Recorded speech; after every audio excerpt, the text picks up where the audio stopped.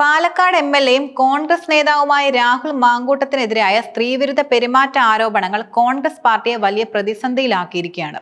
യുവതലമുറയുടെ പ്രതീക്ഷയായി കണ്ടിരുന്ന ഒരു നേതാവിനെതിരെ ഉയർന്ന ആരോപണങ്ങൾ പാർട്ടിക്കുള്ളിൽ ശക്തമായ ഭിന്നതകൾക്കും പരസ്പരമുള്ള അവിശ്വാസത്തിനും വഴി തുറന്നു.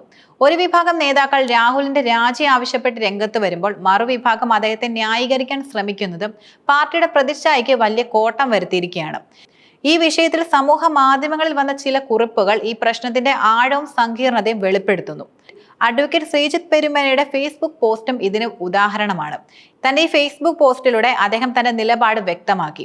രാഹുൽ മാങ്കൂട്ടത്തിനെതിരെയുള്ള ആരോപണങ്ങൾ യാദൃച്ഛികമല്ലെന്നും അതിനു പിന്നിൽ യൂത്ത് കോൺഗ്രസിലെയും മുതിർന്ന കോൺഗ്രസിലെയും നേതാക്കളുടെ ഗൂഢാലോചനയുണ്ടെന്നും ഈ പോസ്റ്റിൽ ഗുരുതരമായി ആരോപിക്കുന്നു.